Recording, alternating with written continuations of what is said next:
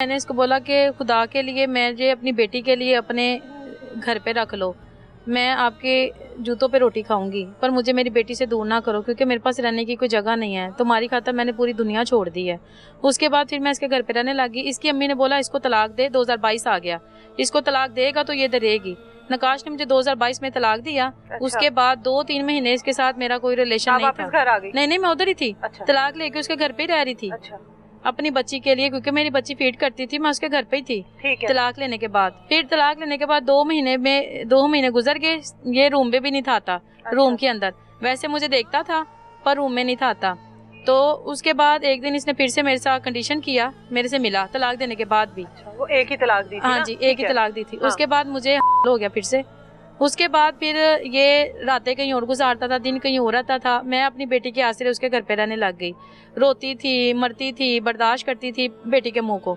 उसके बाद इसने ना जैली करेंसी का काम किया। अच्छा। मंडी बावलदीन से ये अपनी गली के कुछ लड़के, अपनी बहन का बंदा, अच्छा। और ये मंडी बावलदीन के वहां से जैली करेंसी लेके आए। इन्होंने कुछ दिन चलाई। चलाने के बाद उसी लड़के से पूछा ये तू किधर से लेके आया? ये चले गए 2022 में पेशावर जैली करेंसी लेने। 5 लाख की जैली करेंसी लेके आया। जो ये लेके आया इसने मुझे दिखाई भी, अपनी बहनों को भी दिखाई। सारी इसने जैली करेंसी बेड की चादर के नीचे ऐसे बिछा के ऊपर चादर बिछा दी। अच्छा। एक लड़का पकड़ा गया, 3 लड़के भाग गए। अब जो पकड़ा गया था वो के मैं नकाश तेरे बिनोई दा नाम ते अली मोटे दा, मतलब सबके नाम मैं लूंगा।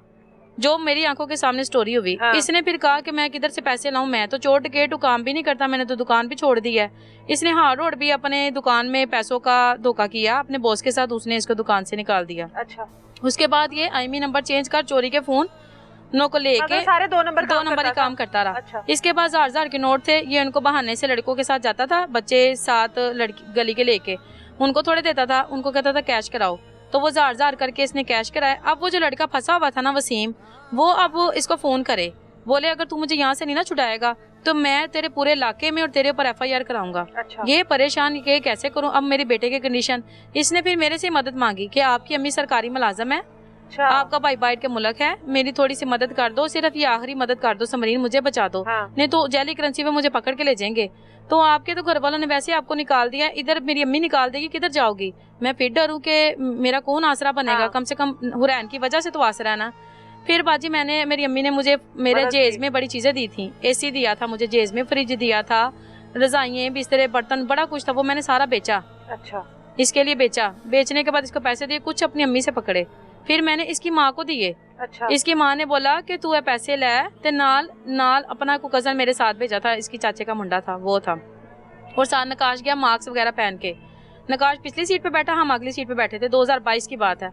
हम जब गए हैं पेशावर, इतनी बुरी कंडीशन में 9वें महीने में गई, इतनी दूर पेशावर, उधर से वकील कराया, उधर से वकील कराया, उधर से उसने सारा कुछ लिया। 1,80,000 रुपया उस वकील ने हमसे लिया। लेने के बाद उसने वसीम को छोड़ा। वसीम को हम उसी तरह अपनी गाड़ी में बिठा के लाहौर लेके आए। लाहौर लाने के बाद ना वसीम का हमसे कोई राब्ता, ना ताल्लुक, ना नकाश ने उससे बात की, इनकी आपस में लड़ाइयाँ हो गई। अब मैं बोलूँ नकाश तेरी वजह ना मेरी चीज़ा विकिया ने, मतलब मेरा जो जेज था अब मुझे लेके दे। वो कहते कोई चीज चूज नहीं है, जब देखूंगा फिर लेके दूंगा। फिर मैं रो मरू के ऐसी वजह ना मेरा भी नुकसान हो गया। अच्छा। उसके बाद मैं क्या नकाश जी दुनिया दर्द इधर होइए, मेरा सामान मुझे दो, मैंने तेरे घर पे नहीं रहना, तेरा मेरा वास्ता लिंक खत्म। ठीक है। बेटा भी हो गया? बेटा भी हो गया था। घर वालों का मजहब जो तब्दील हुआ वो किन शराइत पर हुआ था? ये कहते थे कि अगर तूने उधर जाना ना, ये कहते थे कि अगर तूने उधर जाना ना तो वो क्रिश्चियन है, वो भी मुस्लिम हो, नहीं तो तूने नहीं उधर जाना। फिर मैंने अपने घर वालों को आके मिन्नत समाजत की कि आप भी इस्लाम कबूल कर लें, आखिरी नबी को कबूल करें, कलमा पढ़ लें, दुनिया में आ जाएंगे, मेरी खातिर कर लें आप। तो घर वालों को इतराज नहीं था? घर में आपके भाई, आपकी भाभियां, माँ बाप, बच्चे सब थे? इतराज था, पर फिर भी सबने मेरे लिए इस्लाम कबूल किया। अम्मी ने, अब्बू ने, सबका करवाया? सबका, भाई का, भाभी का, उनके 3 बेटों का, फिर बहन का, फिर बेनोई का भी कराया। भाभियां तो जाहिर है दूसरे घरों से आई होंगी। वो नहीं थी कर रही, वो कहें कि मेरी अम्मी हमें नहीं घर पे घुसने देगी। हाँ। पर फिर भी वो मेरी खातर, मतलब मेरे भाई ने किया। मेरे भाई ने फिर अपनी बीवी को मनाया, समझाया। अच्छा। कि बानों के लिए करना पड़ेगा। उसके बाद फिर मेरी बहन ने किया, फिर मेरे बेनोई ने था कर रहा, फिर मेरे बेनोई ने किया, फिर उसके बच्चों ने किया। इस तरह करते पूरी फैमिली ने कर लिया। पूरे खानदान ने किया। आधे से ज्यादा तो आपके अपने ही खानदान वाले, अपने खानदान वालों ने, उन्होंने आपकी खातिर इस्लाम कबूल कर लिया। मतलब मजहब तब्दील करना ये मैटर नहीं है कि क्या किया, मैटर है कि मजहब तब्दील करना एक बहुत बड़ी कमिटमेंट होती है, और आपकी खातिर उन लोगों ने उसको किया। मेरी खातर मेरे घर वालों ने मेरा साथ दिया, कुर्बानियाँ दी, जितना उनसे हो सका उन्होंने मेरी खातर किया। पैसा भी उन्होंने मेरा दिया मेरे लिए, साथ भी मेरा दिया। जब जब इसने मुझे निकाला ना, जो मर्जी हो जाए, फिर भी मेरी अम्मी ने, मेरे भाइयों ने मुझे सपोर्ट किया, मेरा ख्याल किया, जितने जितने जोगे थे वो। उसके बाद 2022 में जब मेरा बेटा हो जाता है ना, फिर ये मुझे घर से फिर से निकाल देता है। कुछ दिन बाद फिर मुझे लेने आता है, मेरा नॉर्मल बेटा होता है, मुझे लेके जाता है, फिर झूठ सच बोल के लेके जाता है। मैं फिर इसकी बातों में आके कि नहीं चली जानी, उनसे ही हो जाएगा। आपकी भी है ना, मैं ये समझती थी बाजी, मैं ये समझती थी कि इसके बच्चे हैं, मैं इसकी बीवी हूँ, अभी सही हो जाएगा, अभी सही हो जाएगा, मैं बच्चे लेके किधर जाऊँ, ये सोचते हुए मैं इसके घर चली जाती थी। इसने एक रात ना फोन पे आंटियों के साथ, ये फेस 1 से लेके 8 तक मसाजे करने जाता है आंटियों की, 5000 जी। ये सारी रात आंटियों से बातें करता है मैसेज पे। जब मैंने इसको बोला कि तू अपनी हरकतों तो बाज नहीं आ रहा, एक तो तलाक दी, तुम फिर से मेरे से मिले, मेरा बेटा हो गया, अब मैं तेरी बीवी हूँ कि नहीं? मैंने कहा तू मेरी बीवी नहीं है, बेटे के बाद अब तू मेरी बीवी नहीं है, बर्दाश्त कर, बच्चों के लिए करना है, इधर नहीं तो निकल। खर्चा देता था तुम्हें? नहीं, खर्चा भी नहीं था देता। उसके बाद बाजी इसने मुझे रात को मुक्का मारा है, मेरा इधर मुक्का लगा है, इस साइड पे, दोनों साइडों के दांत टूट गए, मेरे दांत टूट गए ये दोनों। अच्छा। ये इधर वाला भी दांत टूट गया, इधर वाला भी दांत टूट गया। टूटने के बाद इसने मुझे घर से निकलने नहीं दिया कि ये जाएगी तो ये पर्चा कराएगी या अपने जाके अम्मी को बताएगी। मैं उधर ही टूटे हुए दांत में उसके घर पे ही रही, इतनी मार खाने के बाद। उसके बाद जब मैं ठीक हुई, उसके बाद फिर उसकी वही हरकतें। फिर मैंने उधर उसके घर पे ही 15 पे कॉल किया, फिर वही हमारे इलाके का SHO आया, उसने गाड़ी भेजा, मुझे और बच्चों को गाड़ी पे बिठाया, थाने लेके आया। फिर मैंने सर को सारी बात बताई कि ये अभी तक मेरे साथ ऐसे कर रहा है। सर ने बोला आप अपने बच्चे लोग, गंदे बंदे को छोड़ो, इससे तलाक लो, हाँ, और आप अपनी अम्मी के घर जाओ, हाँ, कहीं जॉब करो, आप पढ़ी लिखी जाके कहीं काम करो। मैंने सर की बात मानी, अम्मी के घर आ गई, फिर रोई, सबको बताया। एक तो शर्मिंदा भी हूँ कि मैंने कदम उठाया, मेरे साथ ये सब कुछ हो रहा है, सबको बताया, रो रो के बताया, सबने कबूल कर लिया। बच्चे मेरे पास हैं, मेरी अम्मी के घर है, मैं सामने मजंग में ब्यूटी पार्लर है, उधर काम करने लग गई। उधर से मुझे थोड़े से पैसे मिलते थे, उसका हाँ जी, वापिस हाँ, अपनी अम्मी के घर आ गई, खुद से नौकरी करने लग गई, हाँ, बच्चों के लिए और अपने लिए। उसके बाद ये कुछ दिन बाद आया, अच्छा, कहता मैंने बच्चों से मिलना है, ठीक है, आपने नहीं जाना तो आप ना जाओ, हाँ, आप बस बच्चों को दो, मैं बच्चों को घुमा फिरा के मिला के आपको वापस देता हूँ, आप टेंशन ना लो। घर तो पता है आप हर जगह पहुंच जाती हो, आप 15 पे कॉल भी कर लोगी, आप टेंशन ना लो, मैं दे के जाऊंगा। मैंने कहा दे के जाओगे? इसने बोला ओके। मैं जो भी ये था, फिर यकीन कर मैंने फिर यकीन किया, हाँ, कि बाप है उसका, किधर लेके जाना है, और अगर लेके भी जाएगा मैं 15 पे कॉल करूंगी, पुलिस आएगी, इसको पकड़ लेगी। यही गलती हुई कि मैंने बच्चों को जाने दिया। उसके बाद 3 साल हो गए, मेरे बच्चे मुझे नहीं मिले, सबके नंबर बंद, किराए पे रहते हैं, पता नहीं किधर है, मुझे किसी का कुछ नहीं पता।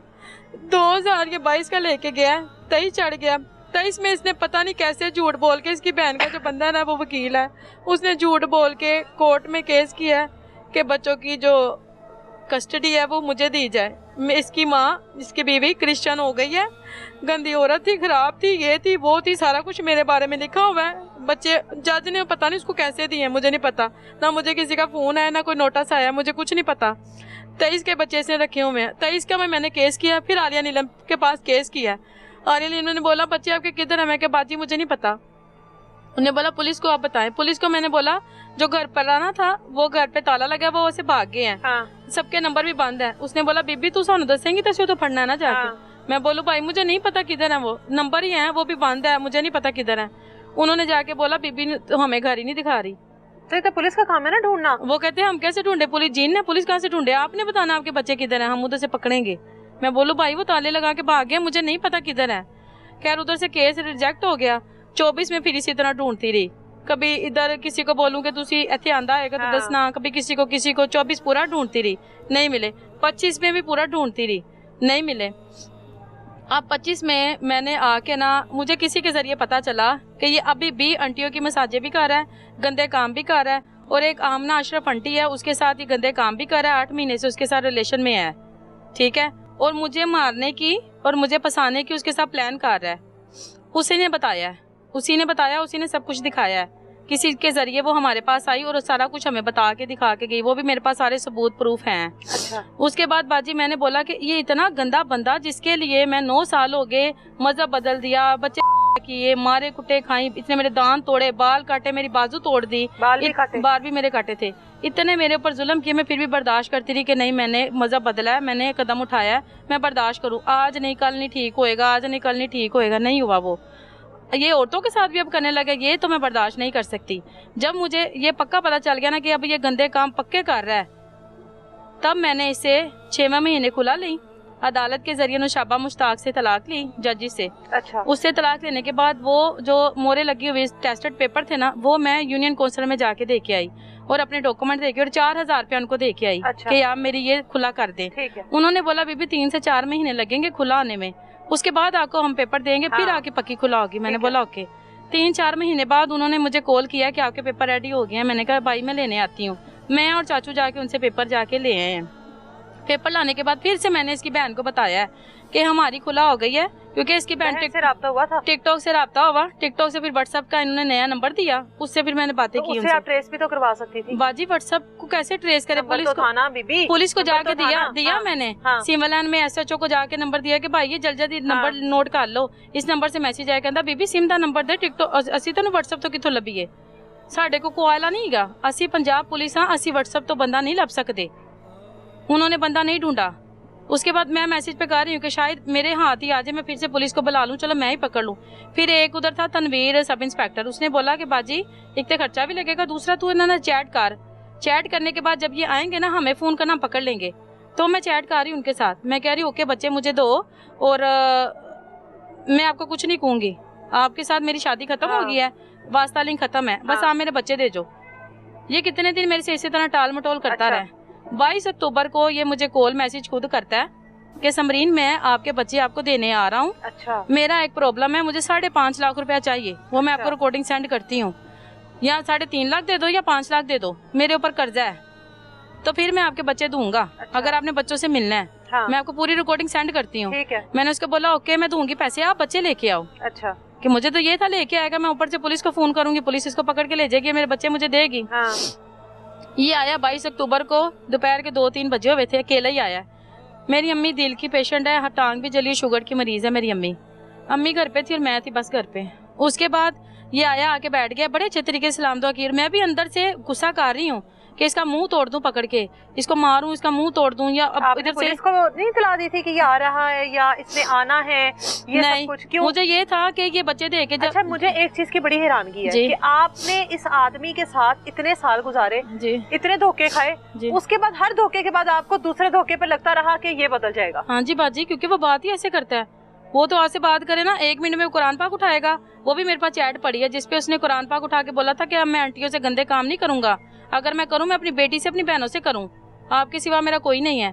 तो अगले ही दिन उसी टाइम ही वो और औरतों के साथ गंदे मैसेज कर रहा है। आपके घर आ गया? आप अकेली थी? मैं अकेली थी, मेरी अम्मी घर पे थी। हाँ। इसने बोला माँ जी जाओ जरा कुछ खाने ले, बच्चे मेरे दोस्त लेके आ रहा है। अच्छा। क्योंकि इसका भाई तो कोई नहीं है, दोस्तों के साथ ही फिरता रहता है ये।